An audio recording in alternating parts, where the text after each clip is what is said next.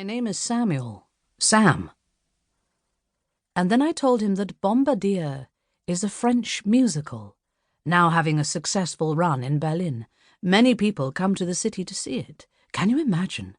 All because of Bombardier, the Paris Commune, or some such piece of history.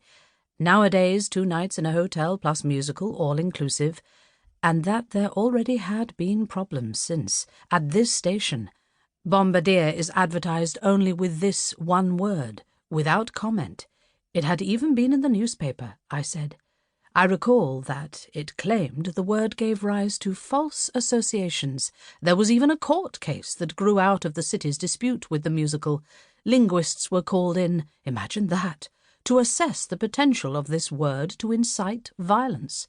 And the court delivered the verdict in favour of the freedom of advertising. I believed what I was saying more and more, although I had no idea what this Bombardier on the arc of the central station meant, and where it came from. But as I was speaking so enthusiastically and offhandedly and saying things I would certainly not define as a lie, my imagination took wing, and I drifted further and further without the slightest fear of going over the cliff, coiling and recoiling into the curves of this verdict that had never been pronounced, because those who don't lie can't fly. "Where are you travelling to?"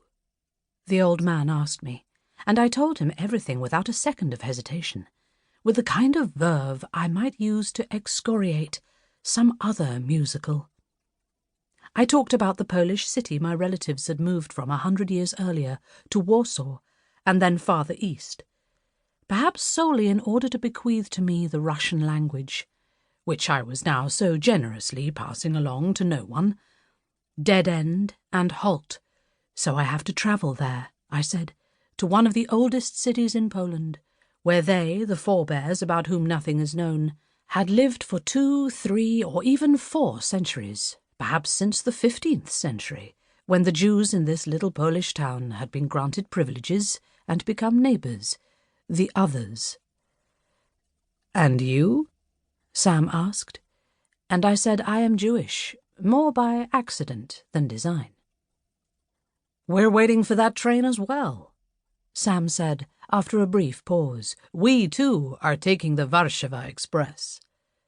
Taking this train, which looks like a thoroughbred horse as it looms up out of the fog, an express train that moves according to schedule but against time, into the zone of Bombardier. For us only, I thought, and the old man moved on to say that his wife was looking for the same thing, namely the world of her grandmother, who had come to the United States from a small white Russian village outside of Biała Podlaska. And yet it was neither his homeland nor his wife's. 100 years have gone by, and many generations, and none of them knew the language any more either, but still Biała Podlaska sounded to him like a forgotten lullaby.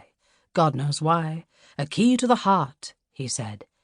And the village is called Janów Podlaski, and hardly anyone had lived there besides Jews, and now only the others, and they were both going there to take a look at it. And he really did keep saying "and" again and again, as though he was stumbling over an impediment. Naturally nothing remained there, he said, naturally and nothing, in order to emphasize the senselessness of his journey. I, too, often say naturally or even innately, as though this disappearance or this nothingness was natural, or even self-evident. The landscape, however, the names of the places, and a stud farm for Arabian horses that has been in existence since the early 19th century, established after the Napoleonic Wars, and the top choice of the experts, everything was still there, they told me, as though they had Googled everything. A horse could cost a good $1 million there. Mick Jagger had already taken a look at horses from this stud farm at an auction. His drummer bought 3, and now they would be going there, 5 kilometres from the Belarusian border. Thank Google. There was even a horse cemetery there. No, the Jewish cemetery was not preserved. That was on the internet as well. "I'm a Jew from Tehran," the old man said in English as we were still standing on the platform. "Samuel is my new name."